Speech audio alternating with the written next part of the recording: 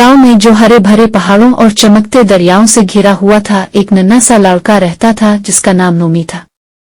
नोमी बहुत तजस्सुस वाला बच्चा था। इसे जंगल में जाना और कुदरत को देखना बहुत पसंद था। वो अक्सर दरिया के किनारे जाकर एक बूढ़े कछुए से बातें करता जो बहुत समझदार और उम्र रसीदा था। एक दिन नोमी ने कछुए से पूछा, कछुए बाबा, हमें दोस्तों की क्या जरूरत है? बूढ़ा कछुआ मुस्कुराया और नरमी से बोला, नोमी, दोस्त एक दूसरे के मददगार हाथ होते हैं। वो खुशियां बांटते हैं, दुख कम करते हैं और जिंदगी को खूबसूरत बनाते हैं। नोमी ने गौर से ये बात सुनी और वो दिल से कछुए की बातों को महसूस करने लगा। इस शाम वो घर आया और अपने वालिद से कहा, अबू, आज कछुए बाबा ने मुझे एक खास बात बताई। इन्होंने कहा कि दोस्त बहुत जरूरी होते हैं, वो एक दूसरे की मदद करते हैं। वालिद ने नर्म सा मुस्कुराहट दी और सर हिलाया। हाँ बेटा, वो सही कहते हैं। मगर अचानक वो खामोश हो गए। उनका चेहरा संजीदा हो गया और वो खामोशी में डूब गए। नोमी हैरान हुआ, अबू क्या हुआ? मगर अबू ने कुछ न कहा। अगले दिन नोमी परेशानी में कछुए के पास गया और इसे सब कुछ बताया। कछुआ गहरी सोच में डूब गया और बोला, नोमी, तुम्हारे अबू क्या करते हैं सारा दिन?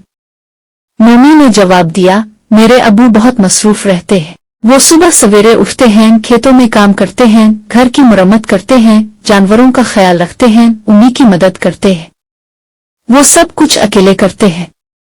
उनके पास दोस्त बनाने का वक्त ही नहीं होता। कछुआ सर हिलाते हुए बोला, नोमी, तुम्हारे अबू तन्हाई महसूस करते हैं। वो अपनी परेशानियां घर वालों के साथ बांटना नहीं चाहते, लेकिन दिल ही दिल में वो एक दोस्त चाहते हैं। मगर खानदान की जिम्मेदारियां उन्हें मौका ही नहीं देती कि वो किसी के साथ वक्त गुजार सके।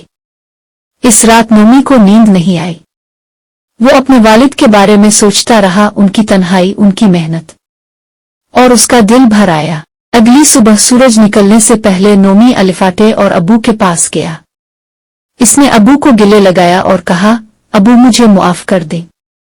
मुझे पता नहीं था कि आप तन्हा महसूस करते हैं। आज से मैं आपका दोस्त बनूंगा, आपका मददगार हाथ बनूंगा। अबू की आंखों में आंसू आ गए। उन्होंने नोमी को गले लगा लिया और कहा, शुक्रिया बेटा, तुमने मेरे दिल को खुश कर दिया है। इस दिन के बाद नोमी अपने वालिदैन की मदद करने लगा। वो उनके साथ वक्त गुजारता, उनकी बातें सुनता और उन्हें खुश रखता। आहिस्ता आहिस्ता घर का माहौल बदलने लगा।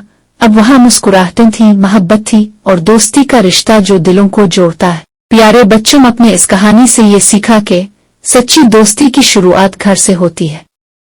एक नर्म दिल और मदद करने का जज्बा तन्हा दिलों को भी खुशी दे सकता है।